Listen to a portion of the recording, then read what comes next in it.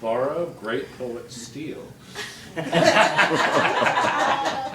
don't think you can put me in jail for that, can you? All right, go ahead. Now, you know, next week I'll take the Indian out. Let's take us out next week, if I'm here. So I hope I'm still here. I may be somewhere, I don't know where, but we'll see. We'll wait and see. But anyway, I took off with somebody and got some inspiration. And as you probably know, I drive truck. I drive for the post office, but a lot of times I've been all over the country. And this is a while back when my mom died. At the end of December, and we froze her body for like a week. You can freeze bodies for a while. You know. Anyway, I missed it, and this is what that's about. Damn, I'd like to have known what words were on her breath that Tuesday night just before her death.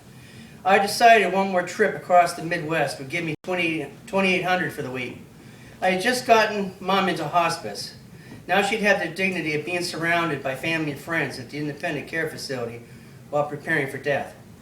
But the thought in my mind was wishing I knew which last words crossed her lips that night as I sat in the largest truck stop in America on Iowa I-80, unable to eat.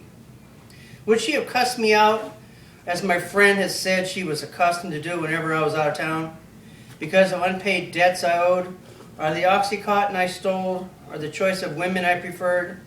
The choice was hers. She had been my biggest enabler and refuge from my nomadic life. My dad received a stiffer sentence. She did not go to the VA as requested his last night. She blasted damnation on him for the rape before undergoing a colonectomy at 92, 3 weeks before dying. The cataracts removed from her eyes just weeks before.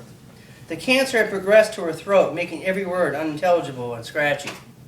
For 2 years, she had made her doctor hide the secret from 2 sons, till the nurse at the home wanted her to be checked out at the hospital. She might have said, "Try and mend the fence between you and your brother," or "Don't forget the blue dress she wanted to be buried in," or perhaps the vision she wanted me to live. These thoughts persist and haunt me still.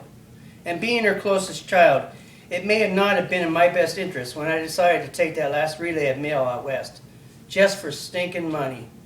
Money which laid in her clothes at the home, money in the bank and in stock, $150,000 or so I had waiting. I asked her to hold on until my return Wednesday night. However, it was a week later I gripped her hardened hands, now cold and soulless, to say goodbye.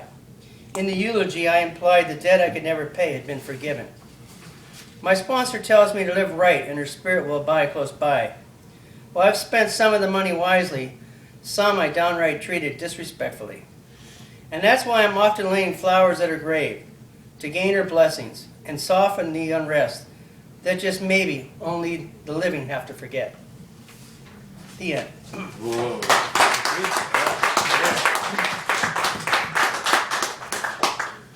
And this too is, I entitled this one, Family Tree. And I don't see any small children. That's good.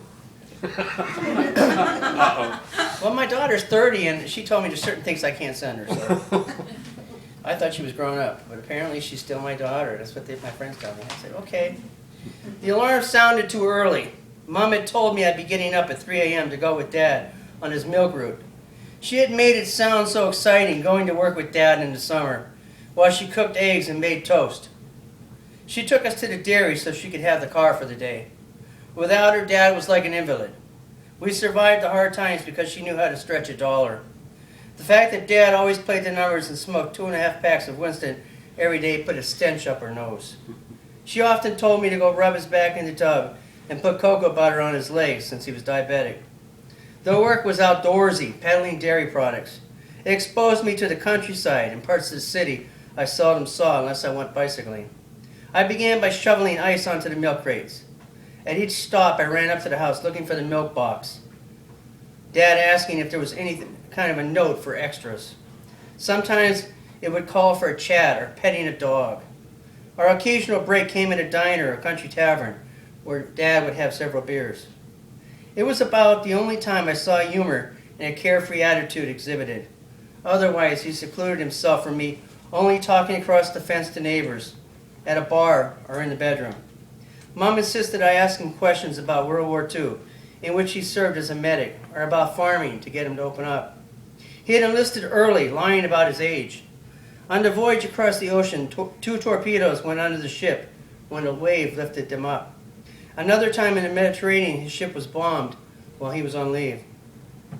Once at Grandpa's in an upstairs bedroom, I saw pictures of him in his uniform, tightly folded, with binoculars atop of it.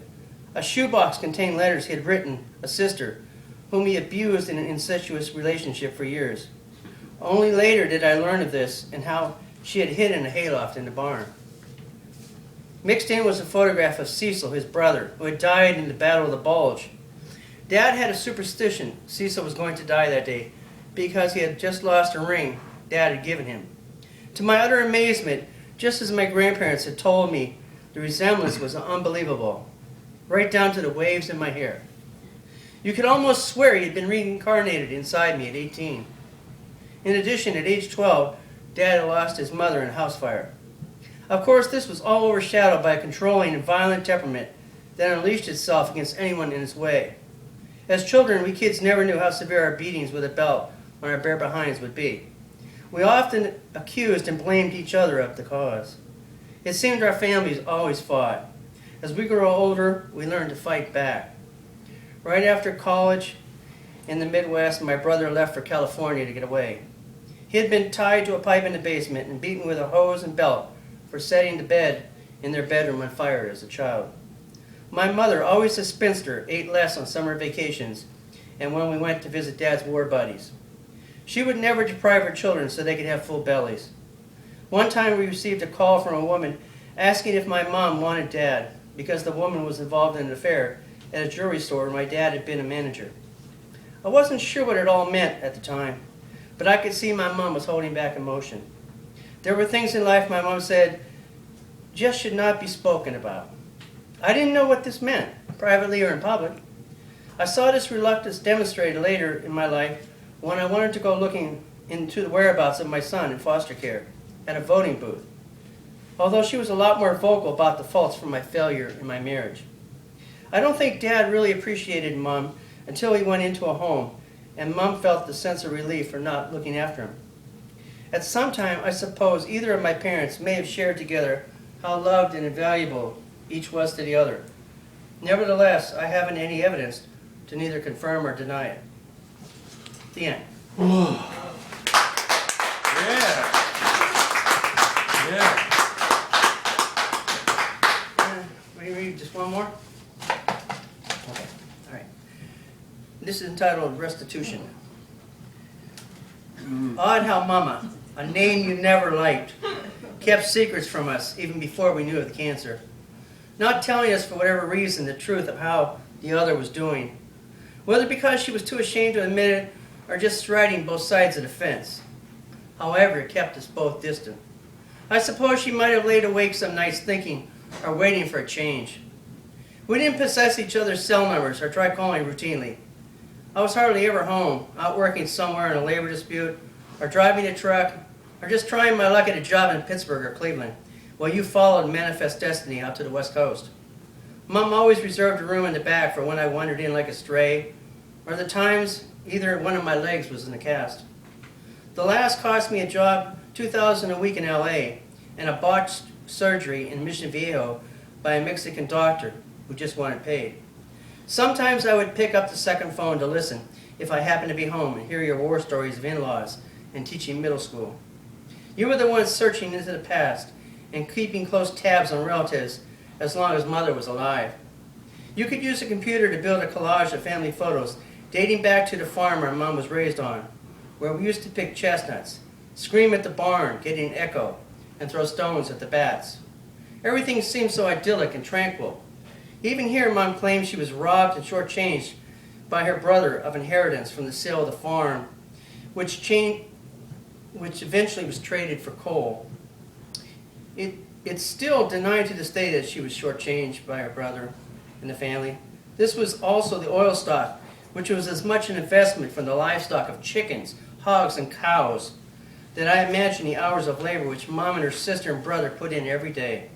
It hurts to think that she may have been upset from thinking of that, and how we took the walk to the old renovated one-room schoolhouse which we did as a kid, and chewed the tea leaves in the woods that tasted of cinnamon. Too many fist fights as youth, renewed even as you threw a knife at me when we argued over putting Mom in a home. Then we wrestled until I pulled my quadriceps. Only at her death did it seem we could stand united, or appear at least as a set. When I threw that dart at you, I at least punched your skin and you bled. But now there's no bathroom to lock myself in. It seemed much simpler getting each over the electric fence and running from cows as kids than mending fences and talking about events going on now. Uncertain as if I haven't picked the necessary letters, like in Scrabble, to spell restitution. I wonder if the point has an exemption making it moot, or whether it can be questioned about its credulity, believing it conceivable, even after roots were dug up, or mistaking the source of our pain, or perhaps not comprehending that the journeys which shaped us has left us both never the same.